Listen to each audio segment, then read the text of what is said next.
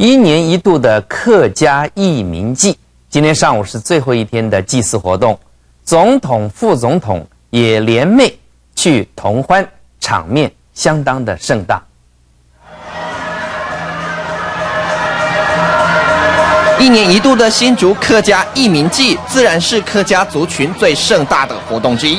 由于今年参与祭祀的神猪1200斤以上的就有69只，最重的更将近1600斤，让新埔镇人很有成就感。你都这边好友啊，按下去上岸都金牌过来，非常感谢。让所有客家乡亲更有面子的事情，当然就是政府元首联袂前来祝贺。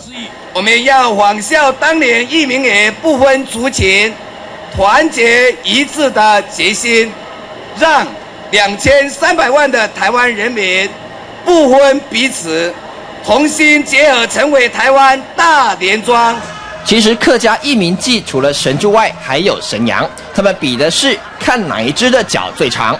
嘴上叼根烟，似乎更显出客家义民精神。落台阿扁亲欢喜，苏瑶呛来对新埔，爱美是客家人，爱以客家人做公用。民视新闻综合报道。在台北市区里有一家卡拉 OK 店很特别，里面是专唱客家歌曲，许多客家银发族常常在卡拉 OK 店高歌一曲。轻快的旋律，绝佳的默契，阿公阿嬷以调皮的嗓音唱着客家歌曲《新桃花开》。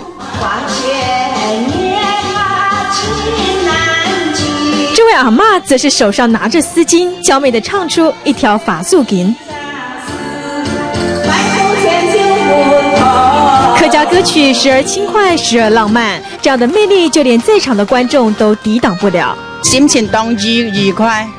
可以把跟一般的一切是模特一样。你三哥哈，唱落去的时候，他这个不亲快乐啊。这里是台北市的一家专唱客家歌曲的卡拉 OK，5年来有許多客家人常常在這兒高歌一曲。兩位來唱歌嘅大部分要40歲以上黑到啦，聲音哦就有這個廿位吐來有啲小部分佢會搞佢唱。不分年龄，不论男女，只要开心，你都可以在这里尽情的大展歌喉和飙舞。民视新闻许新全、陈小青台北报道。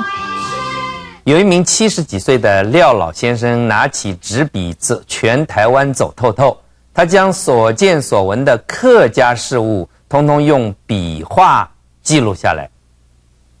手拿铅笔在画纸上轻轻画过，笔下的线条图案记录着客家人的历史。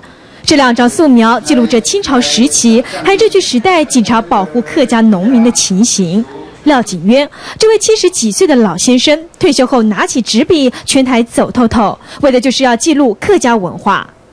全都行做了后，到强诺哈80%的客家人都来做了哈，有20%让是好了出权的都做了，大部分按客家人做一些哈，记录下来。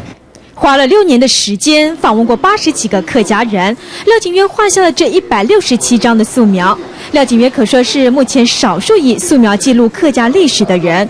他说他会继续努力，只要是有关客家人的历史，他通通都要画下来。